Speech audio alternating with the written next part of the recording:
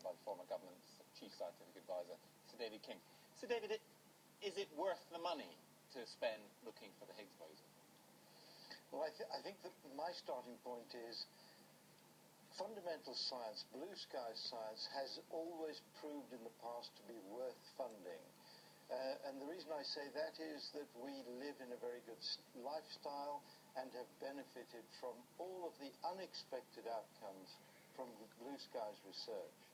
Now, if we now focus down on continuing the search for the Higgs boson beyond, say, the LHC, to go to the next instrument, then I think we begin to ask very serious questions. Just how much further do we go in energy, how much further do we go in cost, when there is so much else that is demanding good funding?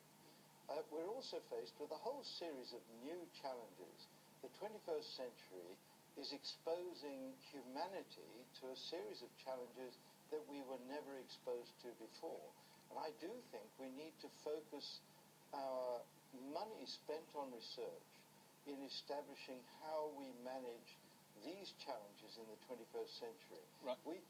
I just want to bring in Brian on that point. I mean, it is, everybody's quite excited about this research, even those of us who are not scientists.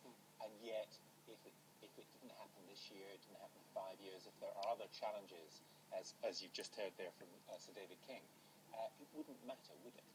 Well, I think David's right in many ways. I think he was very careful what he said. See, the LHC is a project that has been built. So we spent the money on building it. 85 countries participate. It will run for 20 years, maybe. But we're spending 100 million a year on it. And when the politicians come to look at that, they'll say, well, maybe that could go somewhere else. Well, that would be, in my view, an extremely foolish thing to do, because the LHC has been in construction, planning and construction for 20 years. The UK play a major role in that. Now the results are beginning to come. I don't think anyone is suggesting seriously that we should pull out of an experiment like that. Now, I think what David was saying was, is it right to then, in 20 years' time, look to build another one? And that depends on what you find, because you build machines like this to answer specific questions about the universe, and we have them.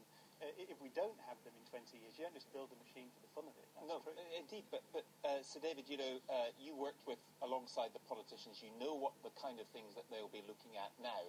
Is there some way of figuring out whether we get value for money, spending money on scientific research, when as you point out, it is blue sky stuff? It's kind of science for science's sake. It's not quite that. It's not science for science's sake. I'm saying that blue skies research in the past has yielded the unexpected breakthrough that has benefited mankind in all sorts of ways.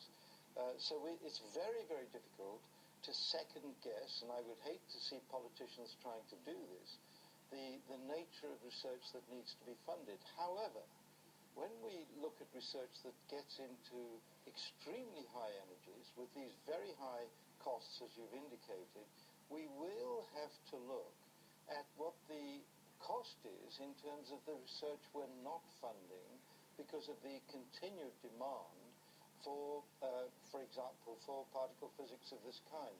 So I do think we need to look at the whole spread of costs, how much money is there, and then sort out what the priorities are.